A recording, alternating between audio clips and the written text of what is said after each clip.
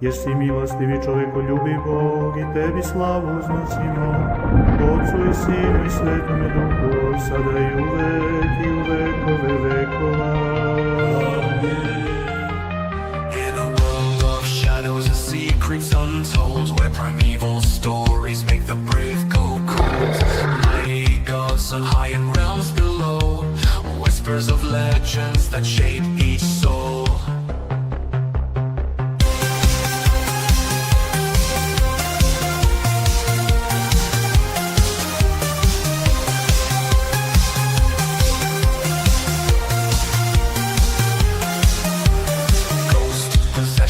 And nightmarish dreams, cryptids lurking, nothing's as it seems.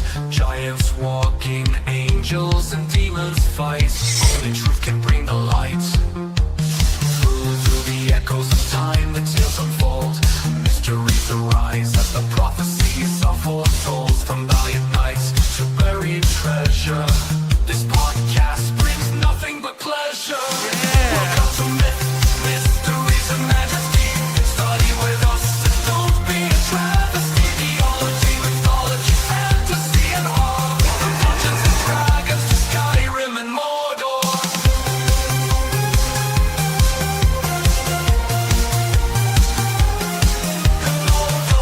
From powers haunting evening, in gothic castles where they're screaming. Wizards cast spells in their towers tonight, exploiting enigmas hidden from our sight. Archaeologists make excavations deep on the ancient tombs where pharaohs sleep. In the dust of ages we chronicles keep, storytelling's power of monsters that creep. Mysteries and majesty is the place for you to learn about this haunted space. From scholarship to manuscripts of old, unlock the secrets of wisdom and gold.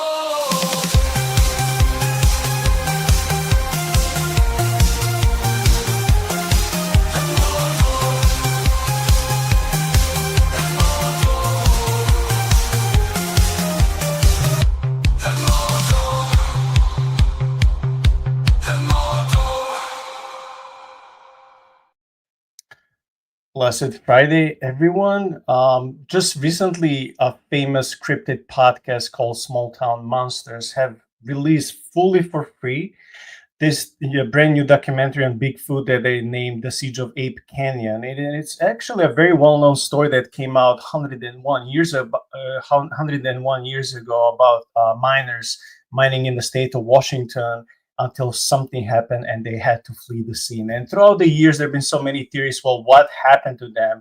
Or was it true? And who were the entities or the persons trying to intimidate them? So for the sake of this podcast, Shaun and I have watched the documentary. So most of our information and sources of information are coming from them. We will not be sharing any video coming from their website. I simply included all the links that we're using for information in this episode link. But also, yeah, we'll be using a couple of articles and just drawing a couple of information here and there. So this probably won't be a very long episode because, it's a holiday season. No need to do a 3-hour podcast, but also whenever we believe we said everything, that will be it for tonight.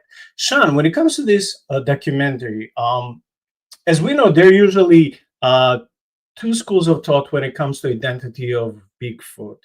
Some researchers are saying, well, these are spiritual entities that can materialize, they can appear and disappear at will. They can harm people, they can be more sinister, they can be more evil, like we see, for example, in the episode we were doing with the Skinwalker Ranch. Like whenever there's something paranormal weird happening, like there's like Bigfoot and UFOs almost always coming together. But there are also researchers saying, well, there could be also some furry ape-like creatures and animals, not just throughout the states, but also throughout the whole globe. They're just minding their own business. They're living in small groups, hiding, minding their own business, and just being territorial. So if you step on their in their territory, they may come like scary just to scare you off. But they don't hate you. There's nothing sinister about them. So after watching this documentary, what is your belief in these two groups of supposed species of of Bigfoot. Which one do you think we're talking about tonight? Well, the documentary didn't really change my mind at all on this. I do not believe that there's any evidence that there is a furry ape man living in the woods. Mostly, just because biology, right? I mean, the largest obligate bipedal primate to ever exist is Homo sapien. We're the biggest. Now there were some like primates like Gigantopithecus blackie, but they were not obligate bipedal, which we know Sasquatch supposedly is an obligate bipedal primate.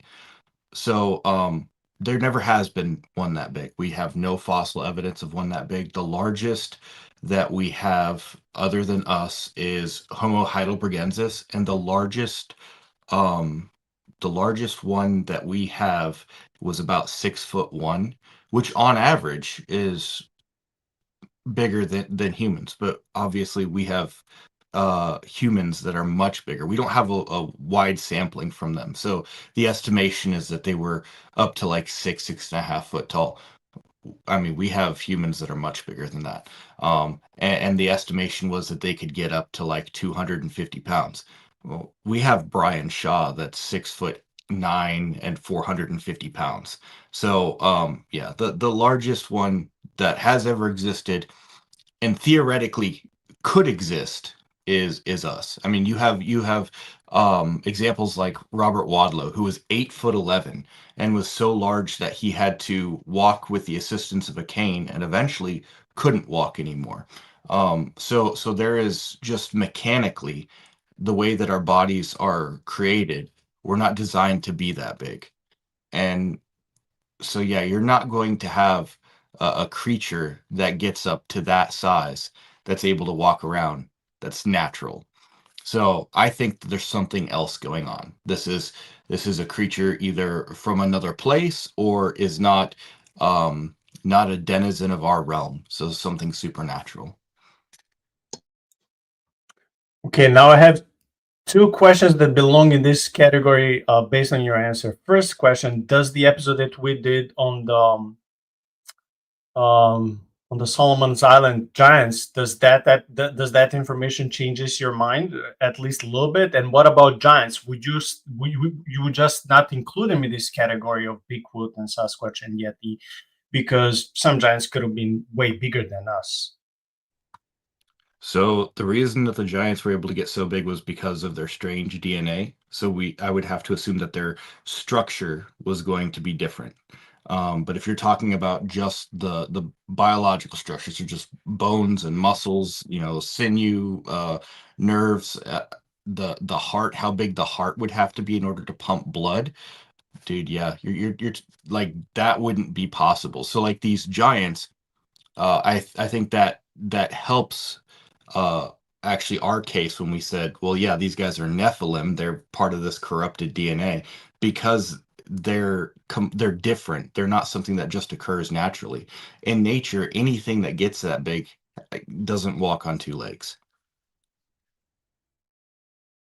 Okay, thanks for clarification because I don't want the audience who are watching this for the first time not to misunderstand you and to think that you don't believe in supernatural or in giants who are taller than 6.5 or even 7 foot tall entities and creatures. So yeah, thanks for that. So when it comes to the very beginning of the documentary and our story and podcast for tonight, it all started in 1924, so 101 years ago in Washington State, where 5 miners went to Mount St. Helens. It was July when two men spotted an enormous figure, which they named Mountain Devil. And I like that name because back then they didn't call them Bigfoot, they were just calling them Mountain Devil, who was hiding behind the tree. They shot at him, but the creature was unharmed, so it just went away. These men went back to warn the others in the cabin, agreeing to keep their guns close.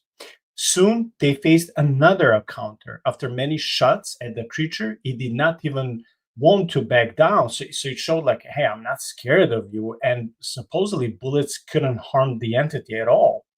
Finally, after so many shots, it collapsed. They had to go back to the cabin because it was getting dark, and these miners were honestly getting scared.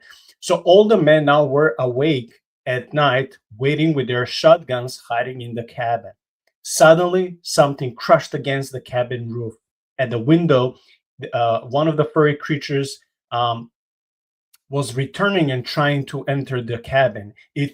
All of these creatures were throwing large rocks at the cabin. Then it was one of the creatures was accompanied by even more creatures, and they were all surrounding the cabin and trying to penetrate inside and potentially even hurt the people that were hiding inside.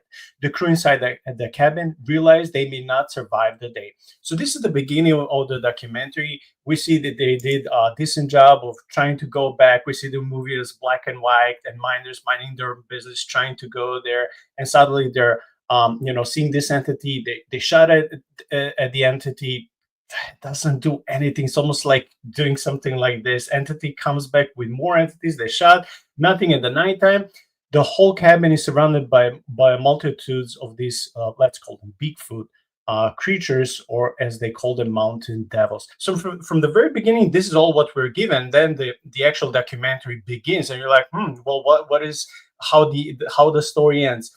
So from the very beginning, do you think that the story has any credibility? Because as we know, speaking historically and archaeologically, we know that they found the cabin. We know that they found the artifacts that belong to the miners.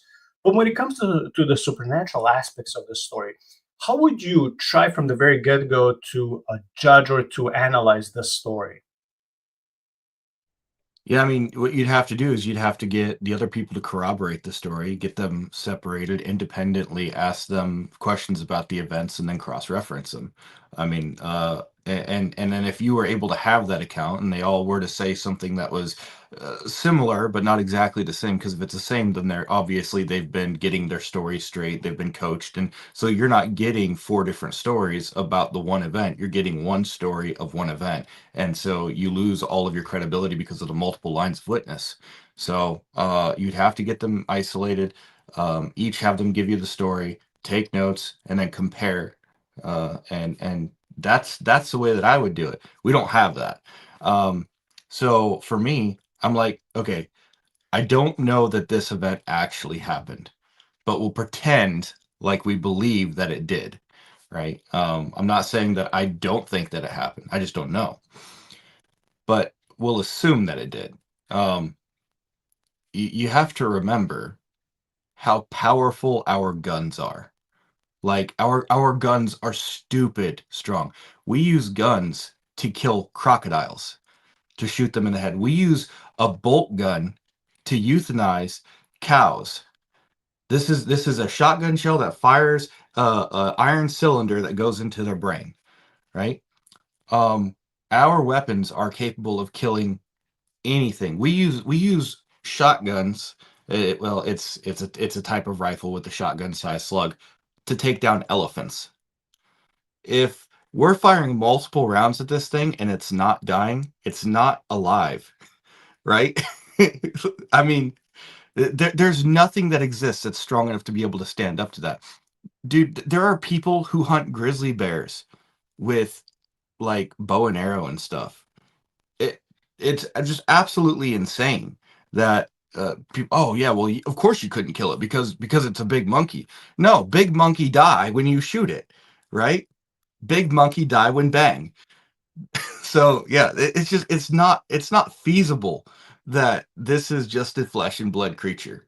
So assuming that the story is true, they encountered something that was not of this world, and then that night they encountered it. All of them encountered it again, not just the one person who had seen them. So now, as far as the throwing the rocks and stuff like that, I mean, yeah, that does seem to be very mischievous behavior, but it's also in line with some other paranormal things from other cultures, and even the Native Americans talk about the fact that this creature will throw these rocks. It's interesting that the name for the mountain devil in what I forget what Native American language it is Omaha, which is obviously we have the city Omaha named after that. And I remember listening to this Native American who was on the Confessionals podcast, and he was saying that he went to a place right around Omaha to do a retreat, like a Native American retreat. And so they had this area set aside, cabins, and they were saying that the Sasquatch, or whatever it's called in that area, were particularly upset at this time of year, and so they weren't staying in the cabins. But he's like, I've got nowhere to go. I'm not paying for a hotel. I'll stay in the cabin. And he recounted that it was very much the same as this story about the siege on Ape Canyon, that you had creatures trying to push through the doors, you had things getting thrown at the cabin, and it was just an all-night event. So this seems to be consistent with what they do, but I just maintain that they can't be a flesh and blood creature. You know what? Until a couple of hours ago, I would disagree somewhat with you. I was thinking that most probably this would be some kind of I don't know, like an maybe an ancient tribe or something that would be like mixed, like almost savages with something like of an ape DNA, something that maybe wouldn't not necessarily be in the same line of Neanderthals, but something like that. But then when I was analyzing the story and the fear effect it left on people, and how it wouldn't well, I don't want to spill the beans right now, like, and say everything in advance, because I want to continue talking about the story. But once when I analyzed everything from the beginning to the end, I was like, yeah, I think there's something spiritual and there's something sinister to the story. Of course, if the details are true. So then I was like, oh yeah, I don't think these are just mere flesh and bones creatures. Yeah. Well, and so another thing that I want to point out with, there are some people that would try to propagate the idea that, oh, this is just like a hybrid between humans and apes. The thing that I want to point out is that humans have 23 chromosomes and most of the apes have 24 chromosomes, meaning that we cannot interbreed. It is biologically impossible for us to interbreed. So yeah, not only is that gross and disgusting, and please stay away from monkeys, you weird filthy hippie, but it is biologically impossible for that to even happen at a chromosomal level. So yeah, it's not even a possibility. It would have to be something that was like conducted in the lab, and then you were taking specific gene sequences and mapping it onto the human genome. So you end up with something that almost approximates an ape phenotype that is a human. But we're just getting into that technology now, not 110 years ago. Let's please not give food for thoughts to people who are deeply into conspiracy. What could have happened in a lab? Because the story will turn out there was an underground military lab, and all of these are like some zombies or something. So this Canyon story is actually a classic. Everyone knows about the story, especially in the state of Washington and in that area. But since it's been a whole century since the original event, it's hard to find evidence. Internet sources, as usual, seem to distort the original story. It's like a telephone game, and this is what the original filmmakers and producers of these documentaries they say the same. We see a sort of a museum, which will be the next segment of the documentary, and this museum is like a Bigfoot museum. It has boots, a comb, photos, broken saw blades, wires, and other items supposedly belonging to the miners from a century ago. But what if there was some sort of evidence left behind of the cabin or the mine? That's the main goal that drives the documentary filmmakers to go and investigate, because they were like, yeah, we have this Bigfoot museum. We have this evidence of miners not just existing, but actually going there and digging, looking for gold. But do we actually have some more evidence, especially when it comes to the cabin? Because all these years people couldn't find it. The small miners team leader was Marion Smith. Again, this was 101 years ago. He knew there was gold around St. Helens. So in 1918, he formed a group of miners. In 1922, they established a claim for a gold mine. Eventually, a spiritual being, a large Indian. This is where things are getting creepy and weird. So eventually, a spiritual being that looked like a large Indian appeared to this group of 5 miners and talked to them. They call him the Great Spirit. And this is what, if anyone likes reading about Native American lore and their mythology, this is how their most highest God would be the Great Spirit. So they call this Indian as the Great Spirit.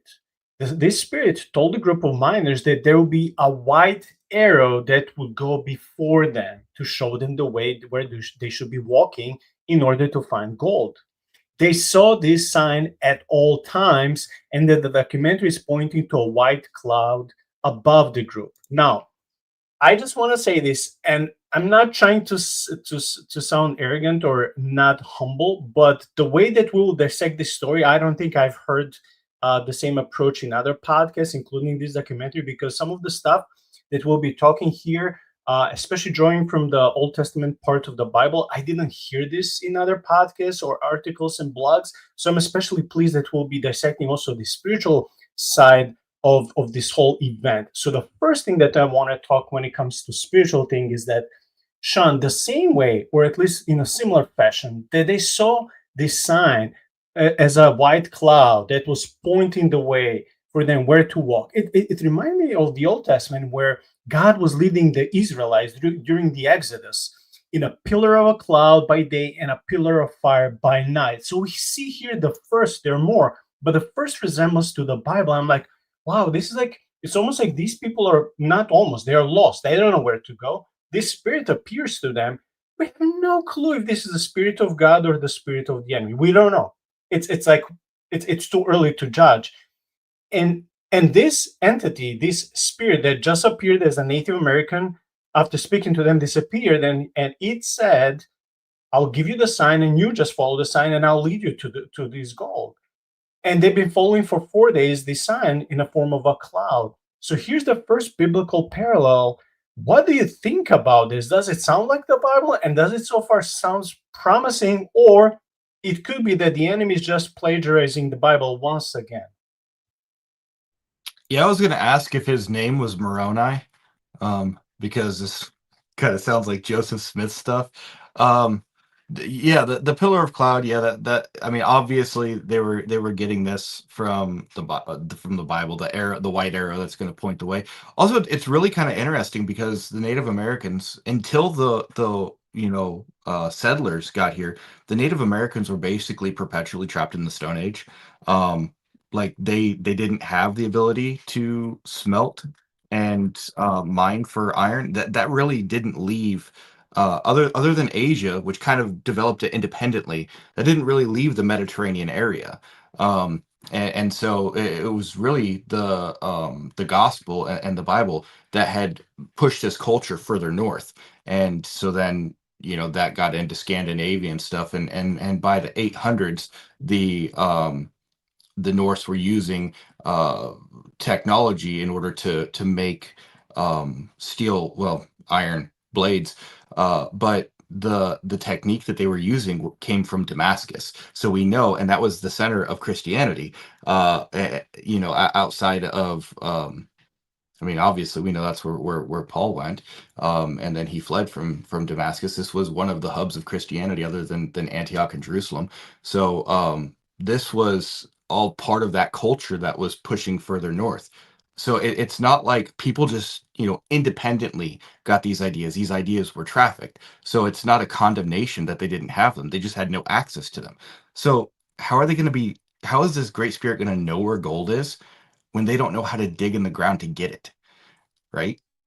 Like, to me, that's just complete BS. Like, oh yeah, we're going to have this Native American spirit who's going to show us where this gold is. What is a pickaxe? What are you doing? Why are you digging in the ground to get this? And what do you do with it? Like, it's ridiculous. It would be like saying that there was, like, they went to sub-Saharan Africa, and some great African chief appeared to them and said, oh well, you go do this. And it's like, bro, before the settlers got here, you didn't invent the wheel. So how are we gonna trust what this sounds like? Just a fabrication of their mind, and maybe just a way to try to get people to hop on this claim that, oh yeah, there's gold here, and the more people involved, the less that they're at stake. Okay, first I'm gonna act for a second as the devil's advocate. Do we even know if they like proper tools, if they like pickaxes and stuff like that? It doesn't say in the documentary. It does not say in the documentary, but anyone who knows anything about Native American knows that they were using obsidian arrowheads and they were using bone tools because they didn't have the ability to dig for the copper and the iron. Because not because they were dumb. They weren't dumb. The way that they used what they had available was very sophisticated. They didn't have the technology because the technology hadn't been brought. Like I said, the technology all in Europe for mining and smelting and forging metal came from Damascus. It was the same technique. When they analyzed the Scandinavian swords, they say, "Oh yeah, this is like Damascus," and this is the same way that they do it there. Well, yeah, of course it is, because that's how cultures interact with each other and exchange technology. So it's not a slight against them for not having the tools, but no, they didn't have they didn't use iron tools. They didn't have that ability. Yeah, but like again, I was referring to the Caucasian miners. So that's Oh what yeah, I'm no, saying. Like, yeah, yeah, they had pickaxes. if the spirit spoke to the miners, they could have had pickaxes and be fully prepared to go and mine. That was my point. Yeah. Yeah. Oh, yeah. Yeah. No, absolutely. More beyond a shadow of a doubt, the Caucasians who were there were fully equipped to be able to mine and to log and do all of those things. But the thing that I'm saying is, you have this great spirit that was a Native American that's telling you where gold is, but the Native Americans didn't Hey, maybe have. it's all knowing and maybe just appeared as a Native American, right? Because it's a stolen land. So let's not go there. Yeah. You mean conquered, but yeah. By the way, when you mentioned Damascus and the technology, you know that Damascus has one of the best steel that was used for blades and swords in that time. Man, they had one of the most amazing ways to make back in Damascus those steels. And even when you Absolutely. play RPG games and you can actually choose one of those weapons, choose one of the swords, and everyone who plays RPG games knows, oh, Damascus steel, it's a real Yes. thing. Yes, which is why it's so crazy that they found the same techniques way up in Scandinavia. And so they're like, well, this is obviously these people talk, because you don't just happen upon that, because they didn't just happen upon it all in the areas between there. And the reason they didn't was, it wasn't that they didn't know about it, it's that the iron in those places was so poor quality that they couldn't. You would have to forge and or I'm sorry, smelt it in a furnace, and then take that and break it down and then smelt it again, because one bloom is not going to give you enough iron to be able to work. It's not going to give you what you need as an iron ingot to be able to work it. But in Scandinavia, they have some of the purest iron in the world. So they could use that Damascus technology in order to be able to forge these blades. Okay, so far you're getting skeptical about this great spirit that is showing, because to you it looks like another Mormon story. Okay, let's continue. I'm just summarizing this for the audience. After 4 days of following this spirit and the cloud that was showing, pointing as an arrow, direction where they were supposed to go, one of the team members lost his temper and swore at the spirit. Then the arrow pointed down toward the Ape Canyon. They all saw an image of a large door open and the big Indian appeared in front of it. He told them that because they cursed the spirit that was leading them, they will be shown where the gold was, but it won't be given to them. And that's the end quote. So this was their punishment. Now I'm going again to the Old Testament and going to the Bible again. This reminded me when God was forbidding Moses to enter the Holy Land because of his sins. So because also of their sin, they're forbidden to actually enter into the, let's call it promise, or the golden land. They can see it, they can, metaphorically speaking, taste it, but they cannot have it. Do you see any resemblance there, or you're like still like very guarded and skeptical? Oh no, I totally see, and in fact, I think that that's probably what they were borrowing from. This idea that, oh, because you cursed God, it reminds me of, well, because you did this at Meribah, now you're going to wander the desert for 40 years because you've grumbled against me. Well, instead of wandering the desert for 40 years, they'll be able to see the gold, but they won't be able to extract it. That's, yeah. Obviously, this is just ripping off the Old Testament. Just blatantly obvious. I I if we were to assume that the Great Spirit is its own thing, and that it really acted like this, then it's impersonating God on purpose. So six one, half dozen the other. It's a cool story though. So with these words, this Indian spirit disappeared. Man, so the door slowly closed. So there was like a almost portal in the sky. And for me, this was one of the coolest aspects of the story. Of course, we don't know if it's true. We're not going there because how can we know? But we're talking primarily from the supernatural aspect and biblical aspect. This is not against the Bible. This actually matches, like you said, a lot of what we actually read in the scriptures. But we don't know if this is like, well, for you, you're more assured that this is, something that is being taken from the Bible and misused and plagiarized. For me, I'm just looking at these portals, and for example, there's something like Jacob's ladders in the Bible, like where portals were like spirit beings, especially angels, that will appear and disappear, come and enter and leave. So this Indian entity, at least that's how it appeared, in front of these people. It didn't harm them. It didn't show any anger. It just told them that they won't be able to use gold. They can find it, but they won't be able to use it. So again, this group of people found that the heavenly door, was slowly closing. There was a huge lock and latch. But as the door shut, the lock did not latch. A closed door, but it was not locked. And that was just the way their gold mine turned out, closed but not locked. And this is actually what they're literally saying in the documentary. This is why they started a mine at this location. Strategically speaking, it wasn't a wise location to establish a mine, especially not in the wintertime. They built a cabin there for storage. During this time, they encountered some sightings of these apes on the mountain. Moreover, they found a set of tracks in the area. They heard a high pitched, and I thought this is also one of the coolest parts of the documentary. So not just that they found big footprints, in the ground, but they heard a high pitched whistling from one of the ridges near the camp.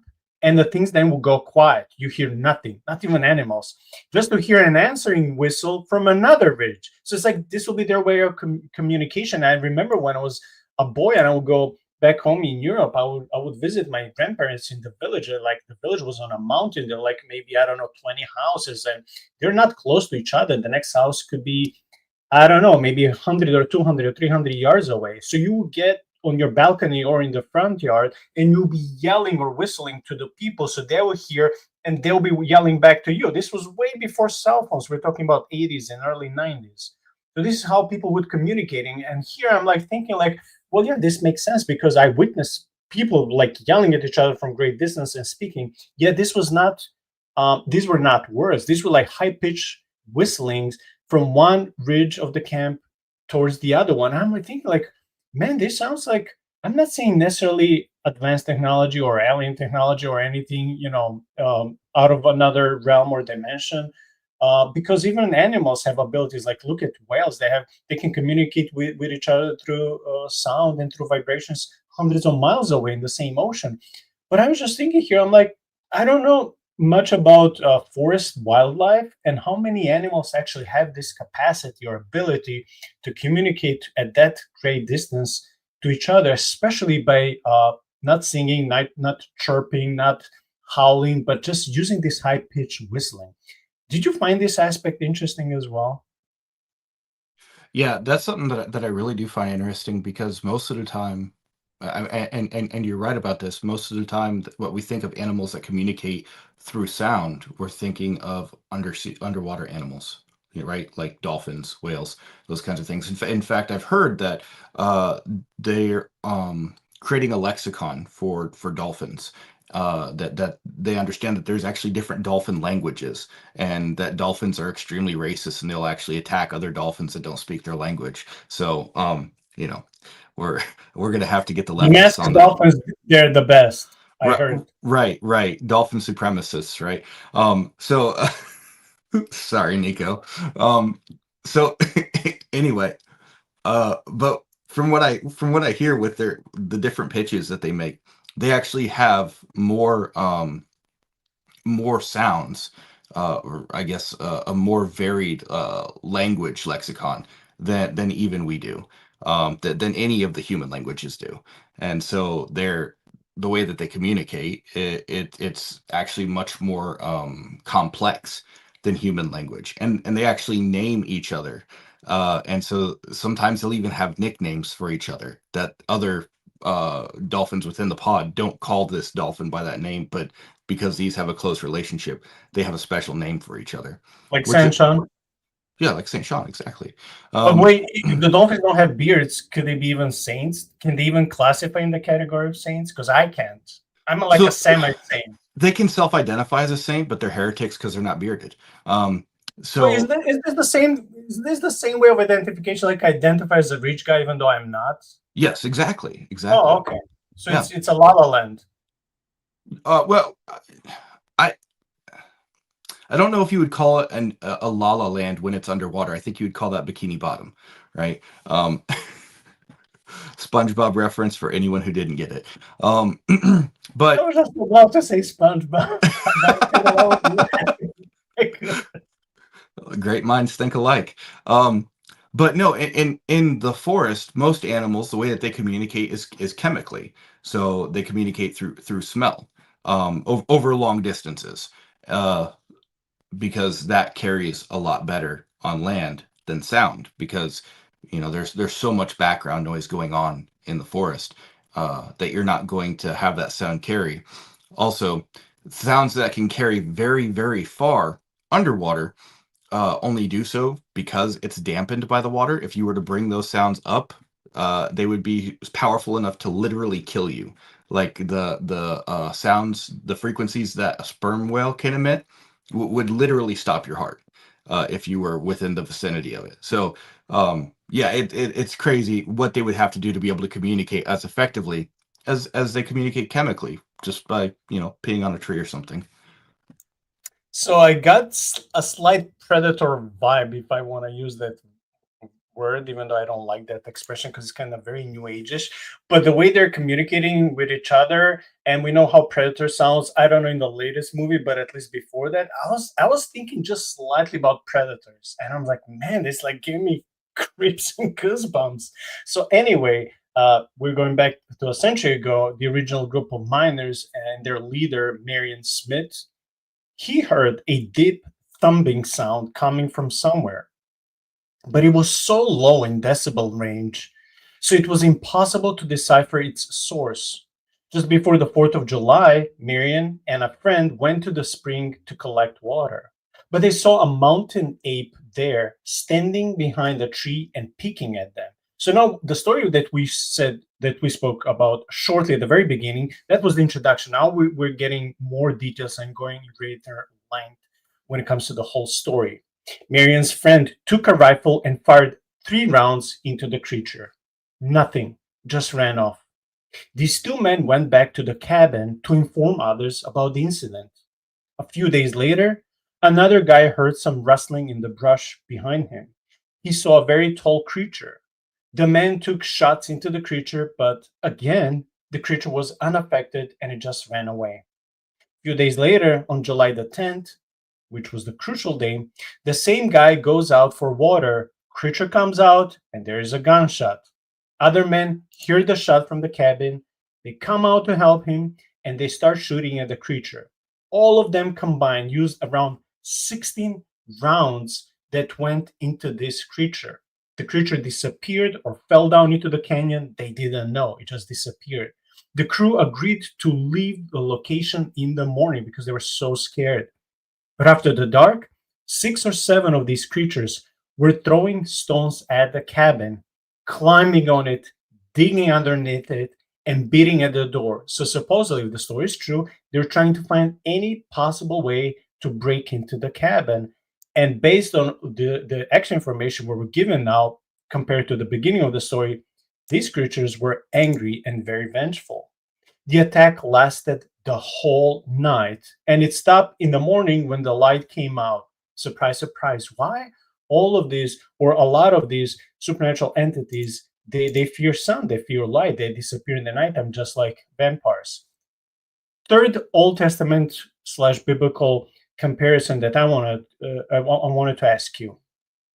We all know the story when God sent 2 she-bears after the gang of youths cursed prophet Elisha. So I'm thinking, we don't have to say that God was punishing the miners here, but this is another almost copy paste, very clear parallel with the Bible, with the Old Testament. So we see here that a group of miners cursed at this spirit, supposed spirit of God, and not just that they cannot enter the promised land, which is finding gold and taking the gold back home and getting rich, but now actually, because they shot at one of these creatures, the creature's coming back with more friends to attack them and maybe even kill them. And this is happening after they cursed, the entity, and then the entity could have sent these ape furry creatures, but they even hurt them, and now they're getting their own punishment. They're getting vengeance. So this was another of the Old Testament parallels that struck me when I was listening this, and I was just taking notes. How do you decipher this potential parallel with Elisha and two she bears and the gang of youths they're mocking the prophet? Yeah, I mean, I think that's it's a very good parallel to draw because that's probably what was intended. Is you cursed the spirit, and so just like you cursed the prophet Elisha, and he prayed that basically God would judge the youths that were he prayed that God would judge the miners with an O, not an E. So he prayed that God would judge the miners for making fun of him, and so God sent the she bears. Yeah, I think that there could be a parallel now, whether or not that's an intentional parallel that they made when they were fabricating the story, or if it's spirits always act kind of in the same way. Either way, I do think that you're right for seeing that parallel, that there was at first a grumbling among the people who were following the spirit. I mean, it's very similar to not just the story of Elisha, but when the Israelites were grumbling and God sent the serpents after them, the fiery serpents. It seems to be that the way the spirit world works is don't complain or I'll give you something to complain about. So, you know, that's God's parenting style. Yeah, and this is why I mentioned, I don't know, 20, 30 minutes ago, not to be proud or arrogant, but this is why I said that this analysis of this 101-year-old event will be different than what I found on other podcast blogs and YouTube pages, because they don't go deep so much when it comes to comparing this event and their paranormal and supernatural aspects with the Bible. So I'm so glad that we're always trying, whatever we are covering, to compare with the scriptures. So after the incident, the crew left immediately when the morning came, leaving many things behind them, including those valuable tools. There were large footprints outside, 13 to 15 inches long. On their way out of the mountain and the mine, they spoke to the forest rangers and reported the incident. Later in 1960s, when one of the rangers gave an interview, he said that he had never seen a group of men more shaken and scared in his life.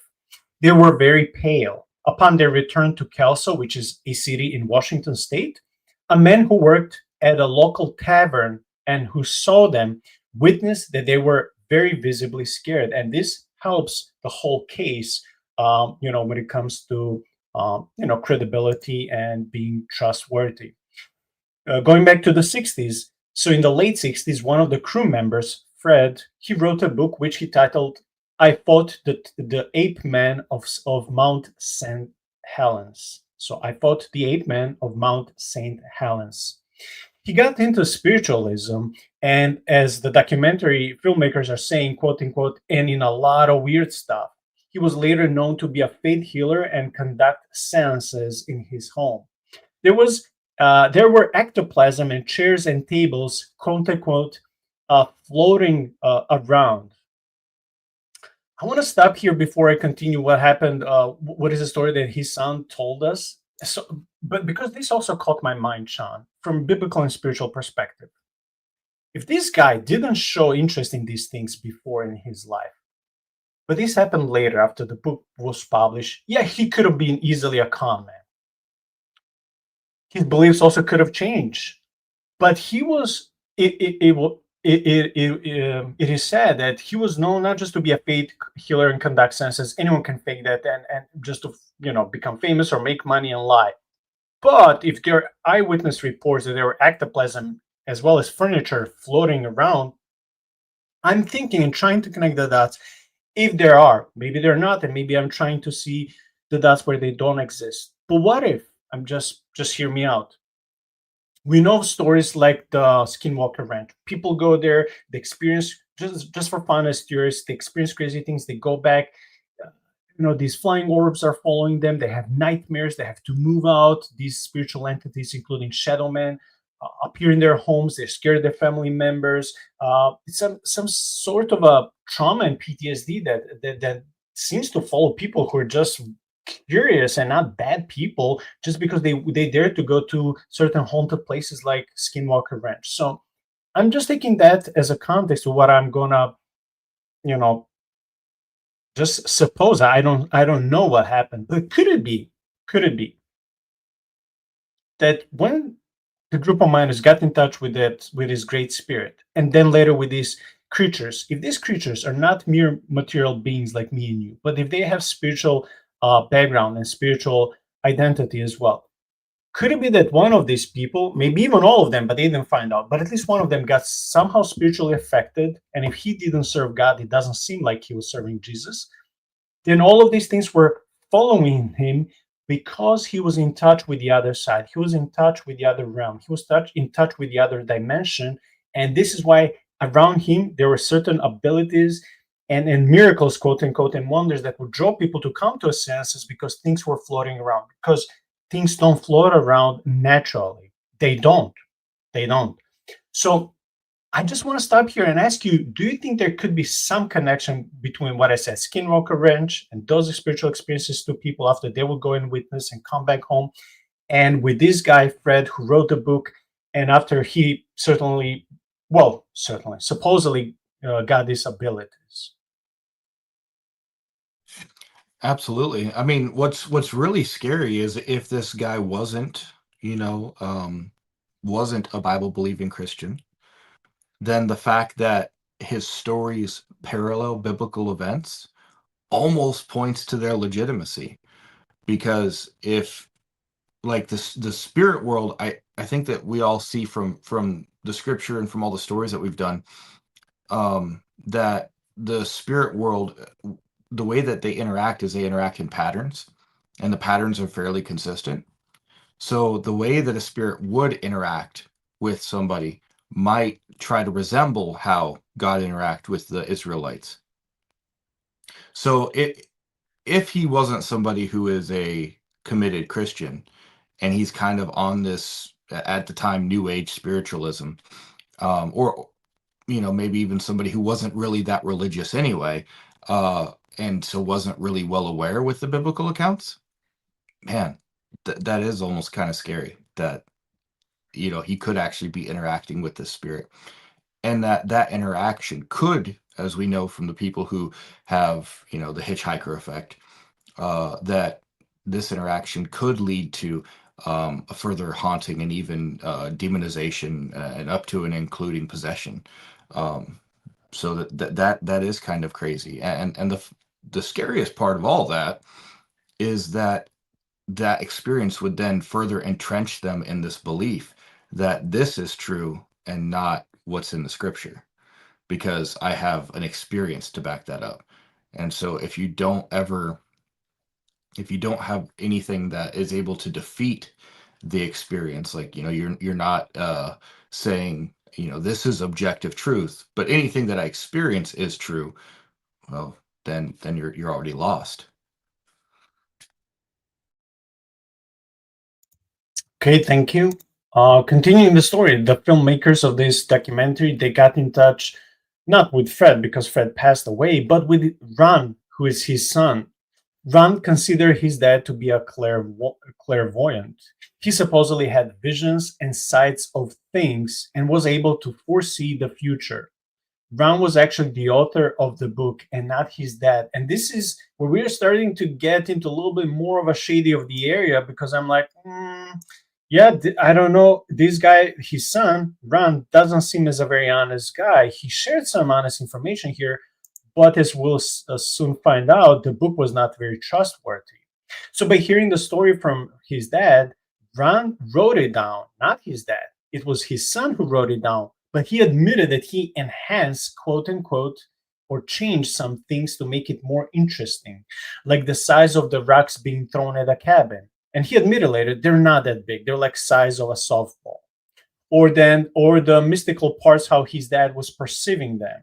I was like, okay, well, then what is the? How much is true when it comes to the Indian spirit? And I know in some among some natives they'll have this great spirit called Manitou. So let's call this spirit Manitou. Like, is that even true? Did they see the spirit? Did they communicate with the spirit? Was there an arrow in the sky? Was there a portal where this spirit left? Because Ron was enhancing and changing the book to sound more interesting to the audience, meaning he wanted to make money. I mean, come on, he sounds like a shady guy. So Ron admitted that the whole story is how he interpreted what he heard from his dad, not that his dad told him in a very super literal way all of these words. This is why half of the book is about spiritual evolutionary buffoonery, because Fred altered the book. So because of that, we don't know how much is true. Once when I heard that, I was on guard. I was like, until the point I was like believing that a lot of this did happen. But then after Fred finally confessed that he, I don't want to say lied, but that he added a lot of material, I was like, we're back. I'm going back at least to status quo. I don't know how much is true, except for the mine being there, the cabin being there, stuff like that. So later on, new evidence emerged. Finally, in the vicinity of the original miners, there was a YMCA camp, and supposedly a few boys who were camping were pranking the miners.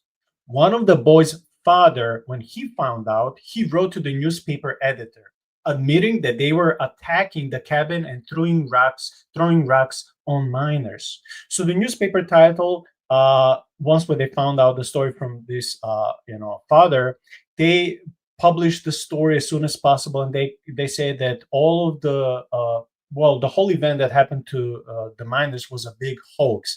There was no Bigfoot, there were no mountain devils, how they called them back in the day. That this was simply YMCA teenagers, kids pranking the miners. This is another thing that made me. I'm like, man, this is like it's like imagine you're being Sherlock Holmes, you're collecting the data, and you just think, oh, this is the killer, but then you find another evidence, you're like, oh, I don't know anymore. Now I think it's maybe another person. And this was happening a couple of times throughout the documentary. It's like you don't know what to think, like when it comes to having this definite opinion about how much of the credible sources would be. So that's the story when it comes to the father who reported the story. But there is another also story and another hypothesis when it comes to these boys' camp, and this is very interesting. And this can actually this evidence can actually beat the former evidence. Why still could it be that it wasn't the boys? And this is why. The boys' camp left the ground on Thursday morning and went 6 miles away. But the night of the attack was on Thursday evening. So if the boys and the adults left that vicinity Thursday morning, but the Thursday night, this supposed 5 or 6 Bigfoot came and throwing rocks, then how could it be that these were the boys? So the time doesn't match unless, this is the only theory possible, the boys woke up late at night, hiked back without any adult 6 miles at night, attacked the miners, get up and went back home, went to bed before the dawn without anyone noticing them. I mean, it's not impossible, but it's close to impossible. So it sounds very unbelievable. And no one reported that these boys were shot at. It was the adult miners who were scared, not the boys. And we're almost done. But I just want to ask you, this whole segment of these YMCA campers, the boys, the whole team, how much of this story helps the case or unhelps the case? What would you say? Would you think that these were the boys pranking the miners, or do you think it's the time doesn't match? I think that if it was the boys pranking the miners, we would have a much different story about a homicide because the miners were shooting at them, right? Like, you know, one guy supposedly shot the Bigfoot 3 times. So I can't imagine somebody taking, 3 shots and then not even telling anybody about it, right? Like, oh yeah, no, I mean, you're not 50 Cent. You're not going to be able to just shrug that off. So yeah, I think we would have a much different story about a YMCA, being killed by. I mean, they were already calling them bootleggers and stuff. So yeah, I mean, that would be a huge story. Young teen boys killed by, moonshiners or whatever, because that's what they were already painting them as, even though they were, miners that were up there to do that. But obviously, that area was frequented by moonshiners. And PJ asked a good question. He said, he says, I never understand why throw rocks to get rid of someone if they can shrug off gunshots like iron plates. So, PJ, I don't know if you've watched that. Was it one of the Ace Ventura movies? That they were rolling those giant boulders down the hill, and the villains were like, "That's not fair. They have rocks. All we have is machine guns." But that's instantly what I thought of was I can't remember which one it is, but Jim Carrey's in it. It's funny. Hi, Nico. Oh, I was texting one of the audience members. He actually said I didn't see because I can't be reading and talking and looking at the live chat at the same time.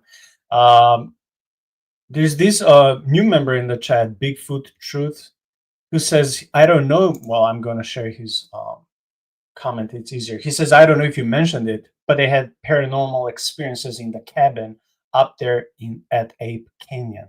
So yeah, this is not mentioned in documentary, and I didn't see this so much in other articles. So yeah, please, if you know exactly what they experienced there in the cabin, please share with us, and I'm gonna put it on the screen once when you post it. In the meantime, I'll just continue with the story. So in 2013, so 12 years ago, one of the main characters in the documentary, Mark, that's the guy with long hair, he went hiking with friends in the same area where the miners were. When they went to get the water, they spotted big footprints, and you can actually see this in the very documentary. They're using the footage from 12 years ago.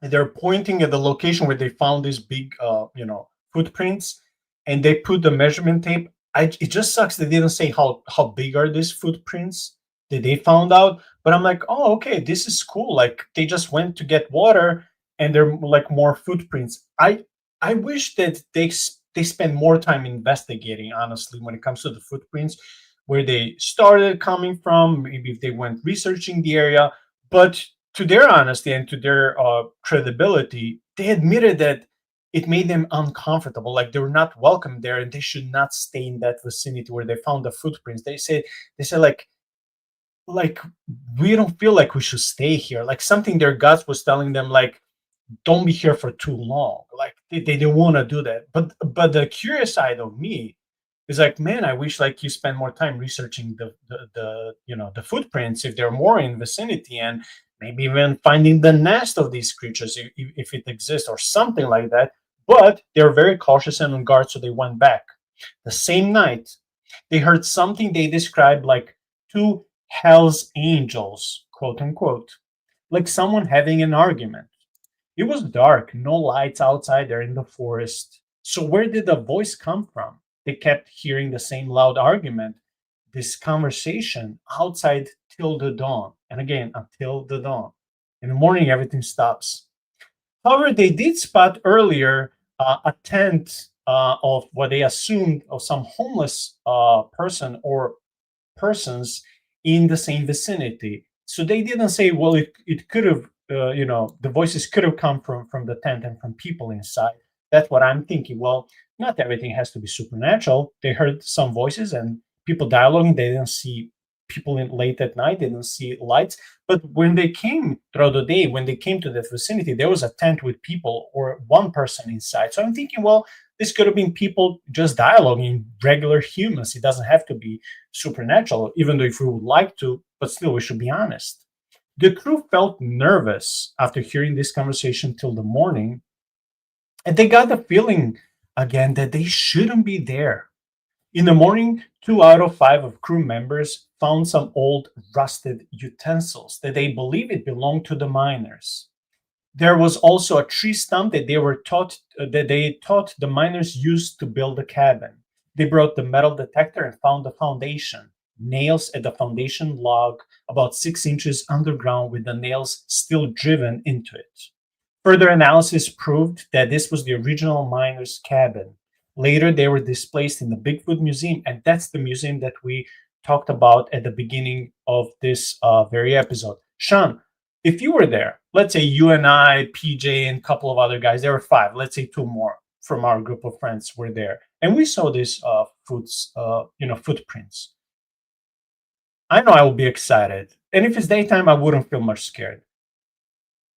And it's easy to be brave from the armchair of your home, just like we have armchair theologians. They never do anything. They're always like smartest ones. So it's easy for us to be smart and brave now from the safety of our homes. But let's say we were there, we were in their shoes.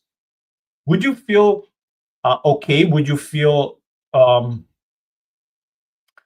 maybe as God gave you the green light or God gave us the green light to go investigate, but would you think it's nothing scary and nothing quote unquote forbidden to go and investigate if you will see the footprints? Because I will be encouraged to, like, hey, if it's daylight and if we're not in a hurry, I will go like to see a little bit, maybe half a mile or a mile around, not like to lose my track of time and space, because we know why we came. But this is like playing a video game. You have the main mission and the side quest. So this would be like a side quest, because how often do you see big footprints in the ground in deserted places in your life? Never. So that would bug me. I'm like, man, I wish they investigated. But again, it's easy for me to judge from here. I wasn't in their shoes. Would you feel like they should have go investigated, or you understand they're like, I won't call it fear, but them being on guard? Yes. So I would have liked them to have gone and investigated. But if I were in that same position, I would be very worried, because what we have to remember is that Bigfoot footprints are anywhere between 15 to 25 inches. They're big. And most of the time, the depth of the footprints is about 3 inches, which means that this is something that's able to, I mean, it's on substrate that if you and I were walking on it, you wouldn't even see an indentation of our foot. So the pressure that has to be there, we're talking about something that's 900 to 1,000 pounds. I mean, you're talking about something that's essentially a grizzly bear. And you don't want to be in an area with a grizzly bear. If you're in that area, you probably are, but you don't know about it. But if you see a grizzly bear, you get out of the area, right? Um, and the other interesting thing about the footprints is, in most cases, when you see Bigfoot footprints, they come in a small collection and then they literally just disappear. They don't go, it's like they don't go anywhere. You could follow them and you see them for a while and then they're gone. Um, which a creature that's that big, it can't just disappear, which again bolsters my idea that this is not a natural creature. This is not just, some gorilla that decided that he was going to walk upright because that's cool, and, is walking around the Pacific Northwest where there's literally nothing that a primate would eat. Now, in Florida, in the swamps, the skunk ape, that I can understand. He's got stuff to eat. But in the Pacific Northwest, what do you eat? I mean, everything's frozen in the wintertime. What are you going to eat? Do they migrate south to California? I mean, I think that we would notice a bunch of, 9 foot tall, 1,000 pound hairy monkeys that are moving, south to California. If that was happening, California would build a border wall on the north side to keep all the keep all the illegal Sasquatches out. So Oh, I think California will welcome them, but let's not go there. I think they'll get the status the following day.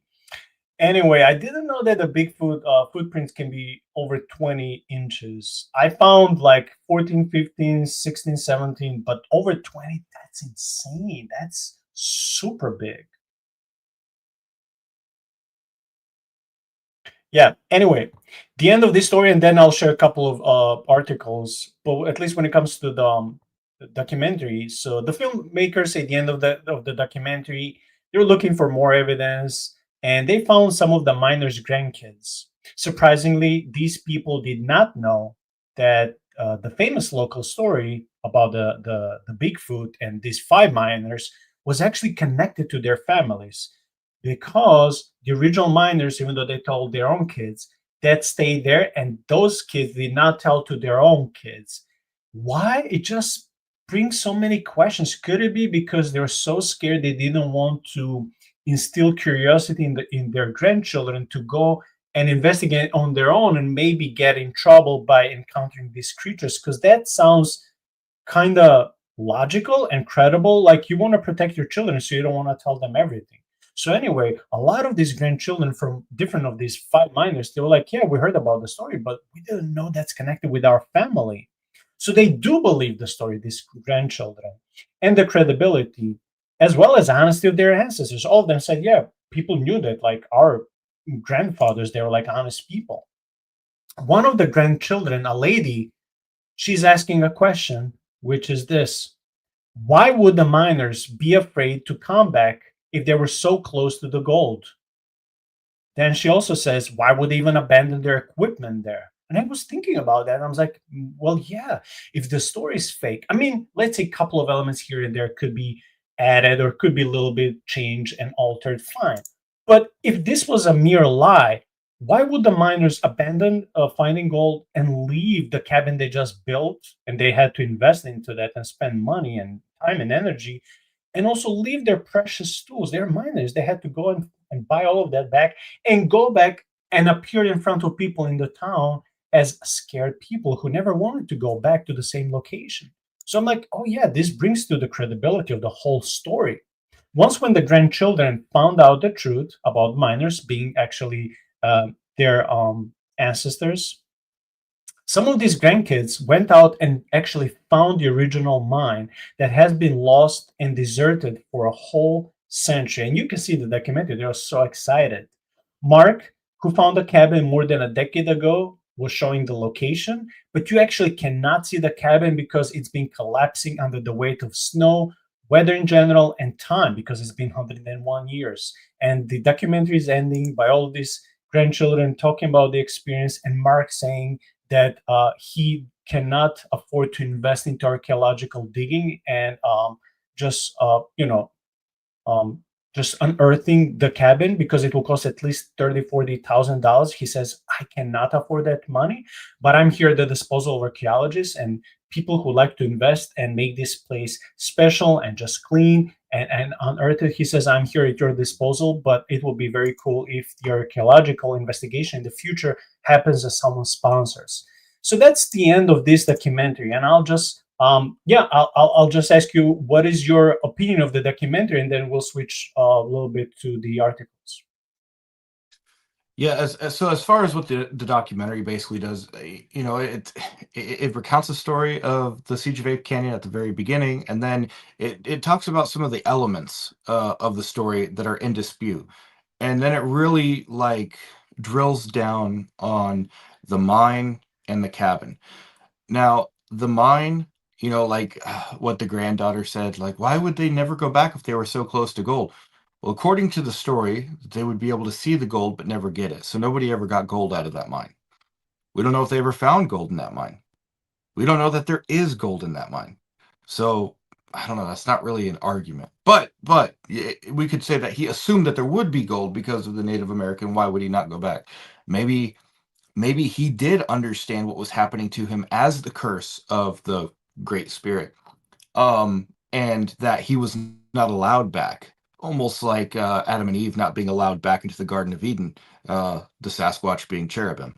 Um, but as far as the cabin is concerned, dude, I think that that is pretty dead on evidence. It's not a ton of, as far as the artifacts they have, it's not a ton of artifacts, but what you have to remember about the Pacific Northwest is it's very, very dense forests. There's not a lot of people out there, especially not in these very remote areas. So the fact that they found uncontested proof that this was the foundation, and they're finding man-made things there. They found a wire that supposedly matches the picture. They found eating utensils, and they found logged trees, or stumps, straight cut stumps, in an area that was otherwise untouched. That's pretty dead on evidence that somebody built a cabin there. Somebody who was planning on living in that area, and that they kind of left rather abruptly because of all of the things that were found strewn outside of the cabin. Um, and if there is a cabin, or if there is a cabin that we know of that was in that area, and that matches the story, then it's most plausible to presume that you found that cabin. Not that, hey, in the same area that we know that they were, somebody else came and built another cabin and then left. That it's not as plausible as, hey, this is actually the cabin. Also, it is pretty proximal to this mine, and according to the story, there's a cabin and a mine. I have here a cabin and a mine, and a really remote area in the Pacific Northwest, in this exact realm, this exact area. It happens to be an Ape Canyon. It happens to be right off this butte. That's according to the story. Wow. Yeah, no, we found the thing. So even though it's not a lot of archaeological evidence, the context really points to, yes, this is that. And so I think that's really compelling evidence. As far as the rest of the story, I don't necessarily, I'm saying the word necessarily, I don't know if it helps the rest of the story just to confirm that there really was a cabin. The people who are proposed to exist really did exist. We found their descendants. Because even if you were to assume that all of those things are true, it doesn't then follow that the story that they told was true, right? But at least if somebody says, which had been said according to Mark at the beginning of the show, that it's contested whether or not Marion even existed, and whether or not the cabin even existed, and whether or not the mine even existed. Well, at least you can check those things off. That Marion did exist. We have his descendants. The mine did exist. We found the mine. And the cabin really did exist. So at least they were in the place that they said they were. Now, whether or not the fantastical story that they told was true or not, we don't know. But at least we can get that far and say, hey, they were honest about all of this. Maybe you can, maybe they've earned some credibility. I mean, if they're talking snakes and talking donkeys in the Bible, I think something like this can easily happen, right? I wanted to show this picture, not necessarily that we'll be reading the whole article. And again, I provided all the links to these 3 articles, but this is the original photo that came out in the newspapers. And it says, I'm going to try to read because the letters are super small. It says, 2 youngest members of the party reporting mountain devils near Mount St. Helens in July 1924 take up positions in cabin to show newsmen and Forest Service employees how they stood guard against the attacks. Miners were so upset by the incidents of the night that they left the cabin without cooking breakfast. Bill Welch of someplace said that this pair are Fred Beck left, so this guy to the left is Fred, and Roy Smith to the right, the taller guy. Bill, who provided the photo, has others showing, can't read this, such a small letter. He was showing something that was reported to have been knocked out of the cabin by mountain devils and a chimney hole in roof where strange beasts were said to have tossed in rocks. So yeah, we won't be going through the article. I provided all the articles, links to the articles in this episode, so you can go and see for yourself. But I just want to show the original newspaper article and the photo. It looks very cool. Let me just now briefly switch to two other articles. This one is titled How a 1924 Bigfoot Battle on Mount St. Helens Helped Launch a Legend, but I just wanted to read a couple of sentences.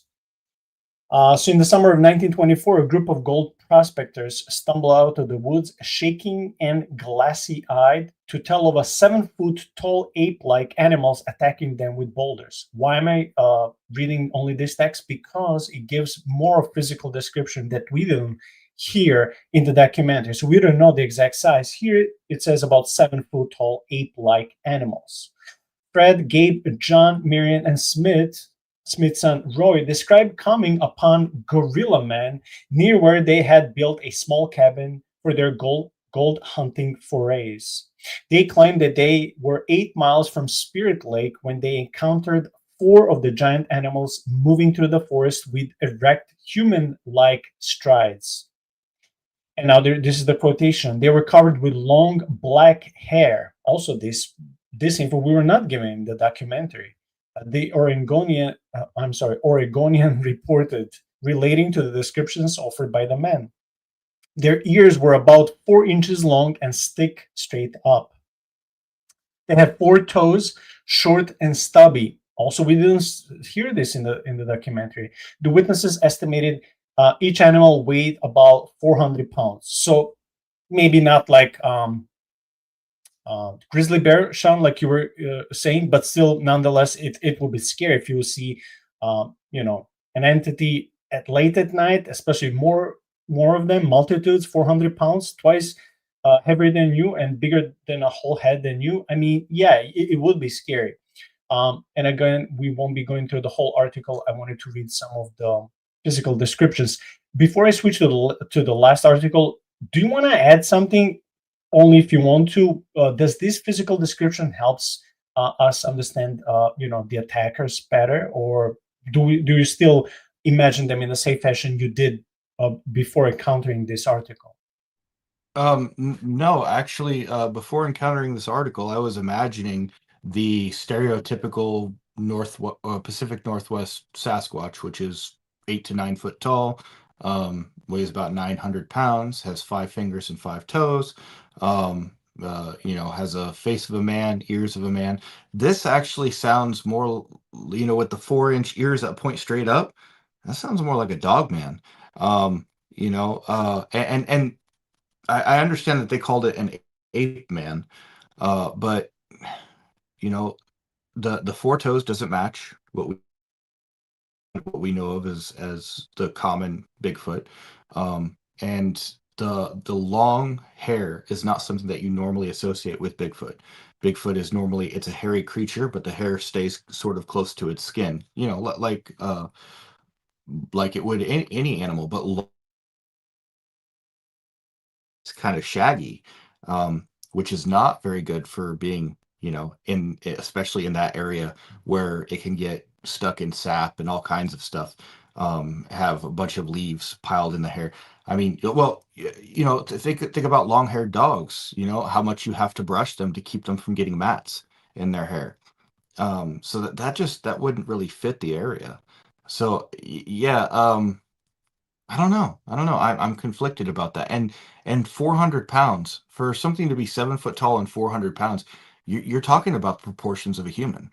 Because someone like Shaq, when he was playing, he was in great shape and he was 350 pounds and 7 foot tall. So you're talking about something that has similar proportions to a man, which is not Sasquatch. So I don't know. It's maybe You're their disappointed estimations. now. You're disappointed. So it's a Shaq-like ape dog man, basically what you're saying. Yeah. Man, that's a new species in It's the cryptid encyclopedia. We need to email someone. What it is it's a long-haired Scooby-Doo. For sure. It is. Okay, let's deal with the latest. It's hilarious. With the latest article, and it's the longest one, but we'll just cover a couple of things. Okay, so each evening, the man heard that Beck later called a shrill, peculiar whistling from ridge to ridge, and we covered this. But also, this is a new information, along with thumping noises like something beating on its chest. So this sounds like an ape-like animal, yet we cannot make a definite case, especially because when I looked, even 100 years ago, there were no gorillas in the state of Washington.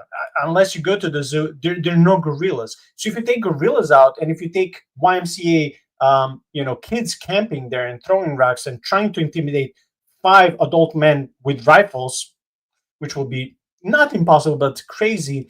I mean, we're left with the most insane yet maybe even most logical case, that these were like entities that are either completely physical or more likely spiritual, but able to manifest in flesh at will, something like shapeshifters. So then they found the footprints, and this is another new information that we didn't found. We found less. We found fewer numbers when it comes to the inches, but in this article it says not just any tracks. Barefoot prints measuring up to 19 inches long. In the documentary, they don't mention that number. It goes lower. 19 inches, 400 pounds. I would expect to be more than that. But again, some of the creatures they were seeing were just at the nighttime. It's very easy to misjudge, like especially if you're in a panic attack mode. Because let me tell you, I deal with criminals sometimes. I'm that type of a job, and I have to talk to cops sometimes. I have to give them physical description. Even 5 minutes after, I can't remember how the dude was. Like, they would ask me what shoes, did he have, what type of pants, what type of jacket, like did he have a book bag, what kind of hat. I'm like, dude, I don't remember these things. I can tell you their, approximate age, skin color. I can decipher about, approximately their weight, but I don't remember all these things because of the shock that you're dealing with. So I'm just trying to understand and give them some grace. I'm like, dude, especially if you're dealing with several of these and it's late at night, you certainly won't stand there and say, I wonder if they're like 7 foot tall or 6.5 or 7.5. Do they have 300 pounds, 4, 5, or 6? It's like, it's very hard to judge. It's not like, you can put them down to sleep, weigh them, and just release them, like they do with bears, for example. It doesn't work like that. It's scary. So, of course, we have here many AI photos. But these physical description details, to me, are interesting because they don't necessarily match what we heard in the documentary. And it says, then came the moment that triggered the attack. One afternoon, Beck and fellow miner Hank, who was Marion Smith, the main guy, they spotted a large, upright creature near a pine tree, covered in dark hair. Okay, this matches dark hair. It stood around 7 feet tall. That also matches the previous article. When it poked its head out from behind the tree, Hank fired 3 shots. That also matches what we heard in the documentary. The creature ran off. That night, the men decided to stay locked in the cabin until morning and then leave the claim for good. But something else had plans for them. More of AI cool photos. Speaking about these creatures attacking the cabin, throwing rocks, trying to come inside. This is interesting. The miners peered through the gaps in the log walls. Outside in the moonlight, they saw them. Large, hairy humanoid figures moving through the trees. At one point, a creature reached into the cabin to grab an axe, barely missing one of the men. The miners opened fire. Beck later described it as, quote unquote, round around round through the roof as the creatures climbed onto it. They braced the door, something pushed from the other side. In the middle of the chaos, Hank started to sing, if you leave us alone, we'll leave you alone, and we'll all go home in the morning. This is a completely new information that no one else mentioned, and I'm so happy we found this. So I guess Hank was so nervous, instead of talking to them, he was singing to them one sentence, which was like a promise, like, I'll make a contract, I'll make a deal with you. If you leave us, we'll leave you alone and we'll never come back. He thought maybe if the mountain devils would understand. Whether they did or not, the attack eventually stopped, but not before it etched itself into Northwest legend. So, Shaun, these, if spiritual people, if spiritual entities, of course they had ability to understand. And if this was sort of a pact or a deal or a contract or even a covenant that we see in the Bible, but also in real life, this could have been speaking basically to the entity like, okay, you have a deal. We're not shaking hands. That's what humans do. But yeah, if you leave this territory, we'll let you keep your lives. So I'm like thinking also, well, maybe, just maybe, again, it's a lot of this is hypothesizing. Like maybe the creatures weren't that evil. Maybe they're just like vengeful. Like, hey, you were shooting at one of our bodies. Now 5 or 6 of us came to take revenge, and because you're pleading for mercy and promise you won't be back, and this is our territory, we'll leave you alone. However, this is what I heard from missionaries, both spirit beings, ghosts, demons, fallen entities, God, as well as animals. They're all territorial. But this is what I'm thinking. Since the miners left, how come no one in 100 years faced these entities again? Could it be because they didn't provoke the spirit, they didn't curse, they didn't do anything so evil to provoke punishment on themselves? So then could it be that these entities are not so sinister or evil? Could it be that someone would be sending them as a punishment army, like almost like, oh, you provoked this, you poked the bear, so to speak. Well, now you're getting punishment because of this. And in many episodes that you and I covered, usually on Fridays, we'll talk about in the same fashion as God will put sons of God or some, angelic beings over the nations and regions. Well, then could God put lower level spiritual beings over certain regions like mountains and forests and lakes to preserve the nature and be their guardians? And I'm like, well, what if these spirit beings are sort of a troopers or guardians that some other entity is sending them to protect? Maybe not. Maybe they're completely sinister and evil. But the way they can shapeshift and go from spirit beings to material beings, this is not just a characteristic of evil entities and Satan. We see angels in the Bible doing the same. We even see Christ even in the Old Testament appearing and disappearing at will. So it's very hard when you put all of this information together. At least it's hard for me to come up with one solid 100% correct answer like, well, what are these entities, and what is their job, and are they evil, and how come they didn't come back in 100 years? Could it be then that they're waiting only to come and do their job only when there's great evil being done? Or could it be that maybe just like soldiers, you're stationed for a certain time at this location, then other location, then other location? Who knows? We're just talking about. But this new information are making my brain like, again, we're going back to that Sherlock Holmes. You think this is the killer, but then the new evidence is showing, oh no, it's another one. But then, oh, maybe this is the third person. And it's like all of these theories are interesting, but at least for me, I cannot make my mind, at least when it comes to identity of these creatures. How about you? Does this data helps you or unhelps you? Yeah, I don't know that it helps me. As you were thinking, or as you were talking about like these beings being stationed, I was like, okay, well maybe they're guardians, but what are they guarding? And then I remembered that 55 years and some months after this event, Mount St. Helens exploded. And the most cataclysmic volcanic eruption in American history. Maybe they were there to try to get people away from the area. Like, hey, you can't live here. Just a theory. Otherwise, it could be that they were sent because the dude cursed the Great Spirit, and then when he made uh, he made his little song that he had with the if that was considered a contract or a covenant, maybe that's the reason why there were lasting effects after that, and unfortunately they ended up in spiritualism and all that kind of stuff.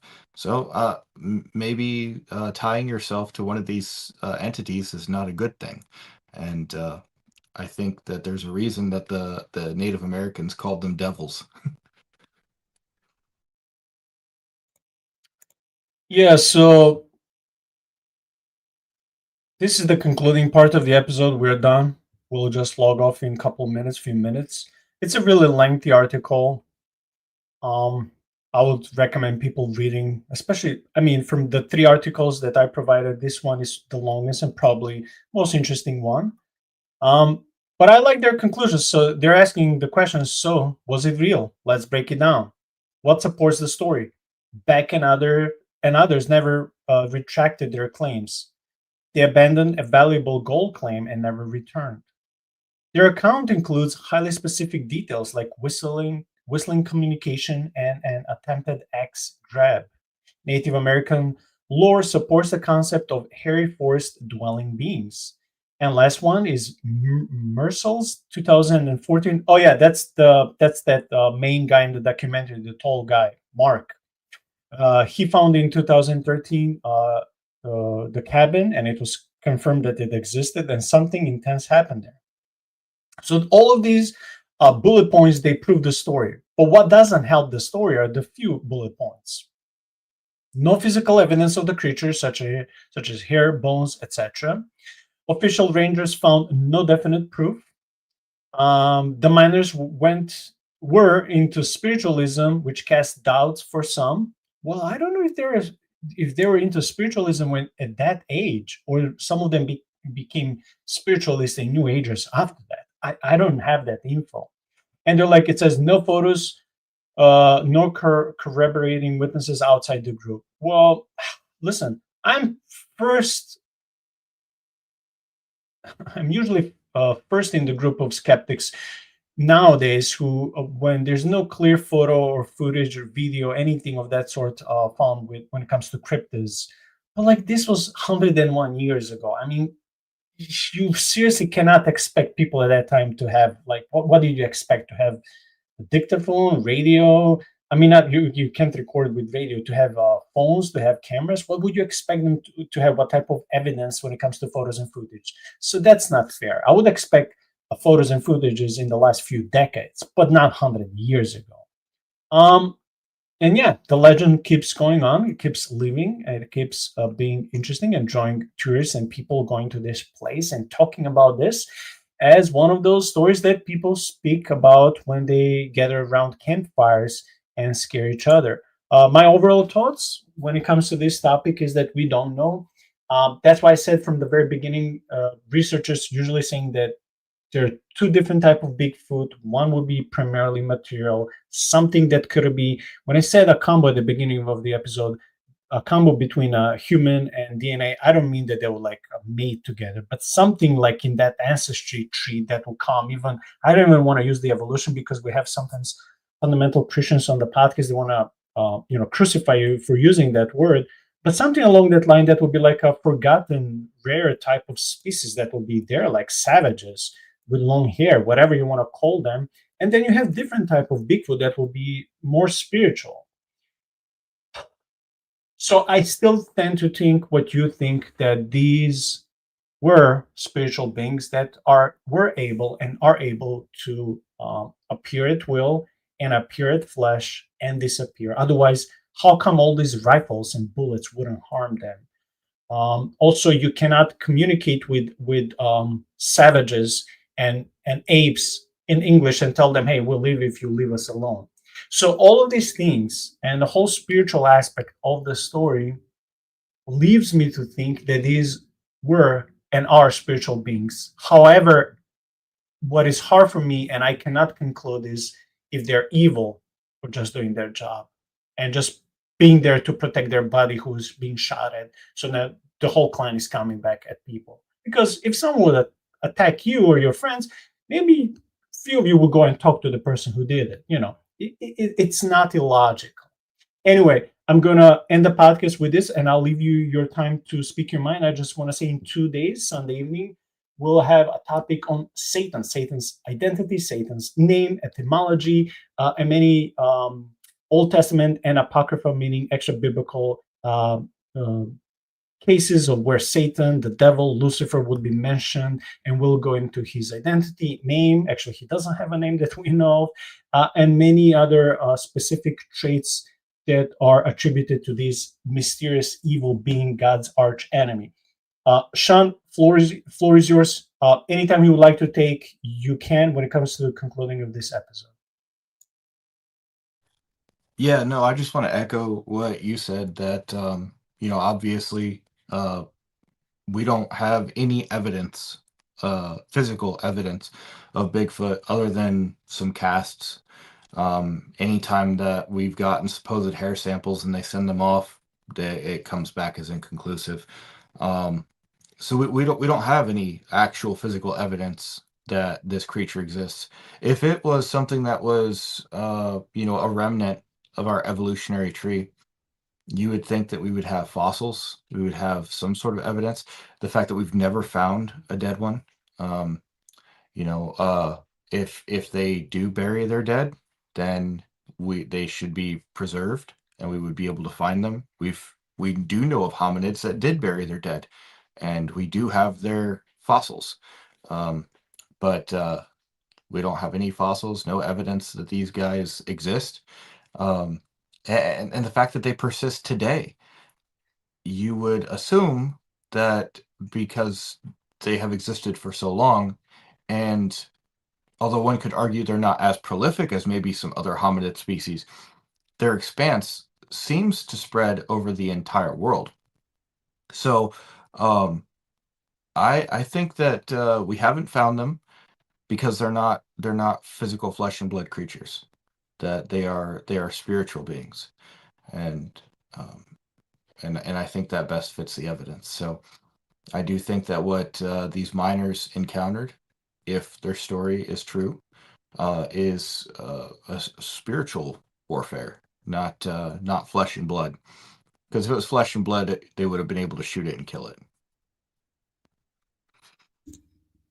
I know it said my part is done, and I'll let you conclude the part. But I also want to thank everyone being with us in the live chat, including your son, Shaun, for the first time ever. So we had like up to 13 people watching live. That's more than sometimes when we would welcome scholars. So I'm really excited, and thank you for all subscribing, supporting, chatting. If you didn't subscribe, please do. It doesn't cost you anything. Hi to Amber as well. Hi to PJ. Hi to your son again, and everyone else chatting. I hope you enjoyed. And again, we try to analyze this documentary and the whole story, not just merely from physical evidence, but also giving biblical, spiritual, religious, and supernatural explanation and background, because behind all of this, it's not just a good story. It's not just something exciting or like a horror movie you would like to watch and have popcorn late at night and enjoy. That's fine. I like doing those things too. But whatever we do, we want to analyze these things from the spiritual biblical background. So I hope you enjoy the episode. And again, see you in 2 days where we'll be talking about the identity, role, and character of God's archenemy that people call Satan, even though that's not his name. Shaun, God bless you. God bless all of you in the chat, and take care.